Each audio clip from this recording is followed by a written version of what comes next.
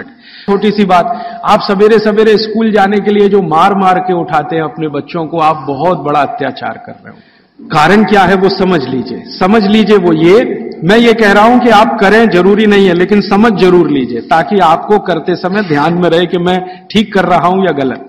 बच्चों को मार मार के सवेरे जब आप उठाते हैं तो बहुत बड़ा अत्याचार उनके ऊपर होता है। वो क्या होता है, सुबह का समय कफ का समय है, दिन के हिसाब से सुबह का समय कफ का समय है। उस समय उनको सबसे गहरी नींद आएगी, वो प्रकृति का नियम है। और उसी समय मार पीट के आप उनको उठा के बाथरूम में करते, चल जल्दी से नहा, बस आ गई है, तो भरपूर नींद लीजिए या लेने दीजिए, क्योंकि वो कफ के असर में है। तो बच्चों की दिनचर्या में आप ये ध्यान रखिए कि 8 से 10 घंटे सोना कंपलसरी, एक बात। दूसरा, बच्चे कफ के प्रभाव में है, ये मैं बार बार कहूंगा आपसे ताकि याद रहे। बच्चे कफ के प्रभाव में है, और कफ का प्रभाव क्षेत्र जो है ना, वो जान लीजिए, हृदय से ऊपर और मस्तिष्क का अंतिम बिंदु, ये कफ का क्षेत्र है। तो बच्चे कफ के असर में है, तो ध्यान रखिए कि उनको जितने रोग होंगे वो यहां से ऊपर वाले ही होंगे बचपन के। नाक बहेगी, सर्दी होगी, जुकाम होगा, खांसी आएगी, ये सब इसी एरिया के रोग हैं। तो भागवत जी कहते हैं कि बच्चों को कफ के असर से बाहर लाते रहें, बिगड़े नहीं उनका कफ।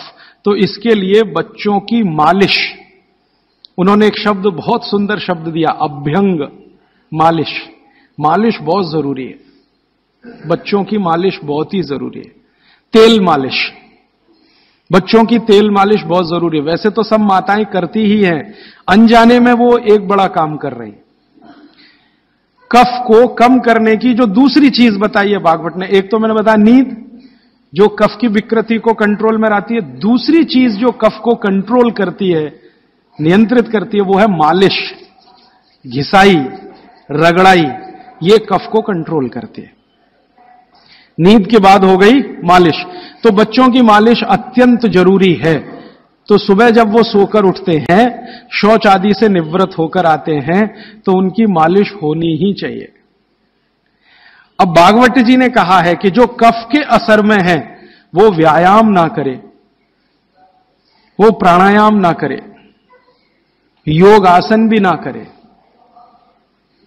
ध्यान रखिए इस बात को। भागवत जी कहते हैं कि कफ के असर वाले व्यक्ति को ना तो व्यायाम, ना तो आसन, ना तो प्राणायाम, उसके लिए है मालिश, रगड़ाई चाहिए उसको शरीर के।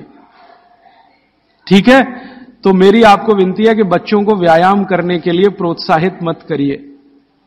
कई बार माता पिता टीवी का चैनल खोल के वो रामदेव जी का चल रहा है, चल तू भी कर, उसके लिए नहीं है ये।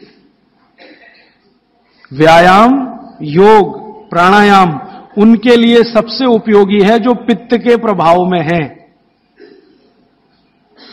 वात के प्रभाव वालों को बहुत मामूली, पित्त वालों को सबसे ज्यादा, कफ वालों को बिल्कुल नहीं। योग, प्राणायाम, आसन कफ वालों को बिल्कुल नहीं, वात वालों को थोड़ा, पित्त वालों को सबसे ज्यादा।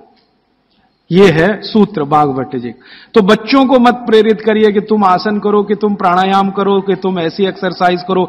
उनके लिए तो कफ के असर में है, तो ये एक्सरसाइज जितनी कम हो उतना अच्छा। मालिश करिए उनकी, भरपूर मालिश करिए। अब तीसरी बात, तीसरा सूत्र, बच्चों की मालिश कहां करें जी? पूरे शरीर में करें, पूरे शरीर में करिए। लेकिन भागवत जी कहते हैं कि कफ का असर कहां है? मैंने आपको थोड़ी देर पहले कहा, छाती से लेके ऊपर तक। तो ये जो इतना हिस्सा है, इसकी मालिश ज्यादा करिए ताकि कफ थोड़ा शांत रहे। तो सीधे से बात अब मैं समझाता हूं, बच्चों के सिर की मालिश सबसे ज्यादा करिए। सिर, ये ऊपर का हिस्सा, धीरे धीरे धीरे धीरे तेल लगा के सिर की मालिश सबसे ज्यादा करिए। तो मालिश किससे करेंगे? तेल से। तेल जो है कफ नाशक है, तेल जो है ना कफ नाशक है। तो सिर की मालिश करेंगे, छोटे छोटे छिद्र हैं, तेल इससे अंदर जाएगा, कफ को सामान्य रखेगा। तो कफ के प्रभाव में बिगड़ेंगे नहीं बच्चे, माने गुस्सा नहीं करेंगे, चिड़चिड़े नहीं होंगे, निगेटिव नहीं होंगे, जिंदगी में गलत काम नहीं करेंगे। तो बच्चों के सिर की मालिश बहुत जरूरी है, सिर की मालिश। दूसरा, वो कहते हैं कि कफ का जो दूसरा बड़ा स्थान है, एक तो सिर हुआ, दूसरे है कान। ये कान है ना, ये कफ के स्थान है। तो बच्चों के कान की मालिश रोज होनी चाहिए, जरूर होनी चाहिए। कान की मालिश कैसे करें? बस तेल लगाइए, हाथ में ऐसे ऐसे घुमाइए, फिर उल्टा घुमा दीजिए, फिर ऐसे घुमा दीजिए, और थोड़ा तेल कान में डाल के रखिए उनको, क्योंकि कफ का स्थान है कान। तेल डालते ही कफ शांत होगा। तो हमारी पुराने जमाने की जो माताएं हैं, वो रोज बच्चों को कान में तेल डालती थी, वो अनजाने में बहुत बड़ा वैज्ञानिक काम करती थी। देखा ना पुराने जमाने की माताओं को। आज के जमाने की माताएं तो कहती चिपचिपा है तेल, तेल चिपचिपा है तभी तेल है, नहीं तो उसमें कुछ है ही नहीं। फिर आप बोलेंगे जी कौन सा तेल? तो इसमें भागवत जी सूत्र दे रहे हैं कि आप जहां रह रहे हैं उसके हिसाब का तेल।